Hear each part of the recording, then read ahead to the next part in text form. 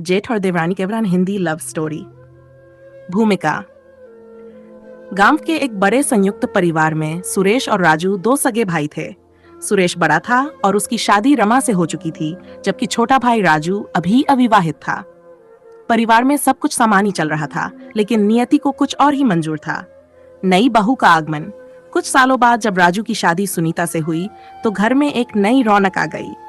सुनीता खूबसूरत, समझदार और खुशमिजाज थी। वह जल्दी ही परिवार के हर सदस्य के दिल में जगह बना चुकी थी। लेकिन उसकी सबसे अच्छी दोस्ती अपने जेठ सुरेश से हो गई। सुरेश हमेशा उससे बड़े भाई की तरह व्यवहार करता, लेकिन धीरे धीरे यह रिश्ता बदलने लगा। एहसासों की उलझन। रमा अक्सर घर के कामों में व्यस्त रहती थी और सुरेश अपनी व्यस्त दिनचर्या में उलझा रहता था। लेकिन जब भी वह घर आता, सुनीता से बात किए बिना नहीं रह पाता। राजू अक्सर अपने काम के सिलसिले में बाहर रहता, जिससे सुनीता अकेलापन महसूस करने लगी। सुरेश उसकी हर परेशानी में साथ देता, उसकी हंसी उसकी उदासी दूर कर देती। धीरे धीरे दोनों को एहसास हुआ कि उनके बीच कुछ ऐसा जुड़ाव बन रहा है जो केवल जेठ और देवरानी के रिश्ते तक सीमित नहीं था। उनकी नजरों में अब एक अलग सी चमकाने लगी थी, इजहार और संघर्ष।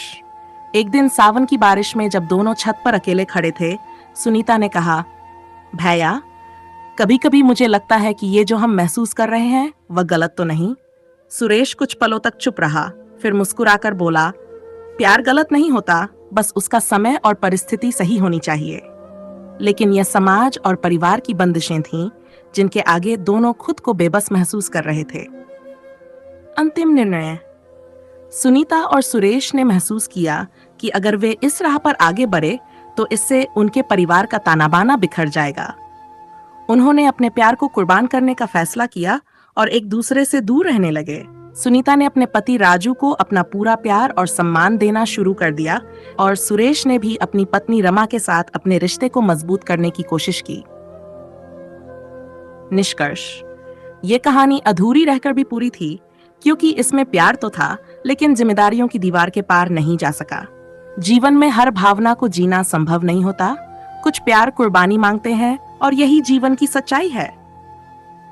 कभी कभी प्यार का सबसे खूबसूरत रूप उसे छोड़ देना होता है,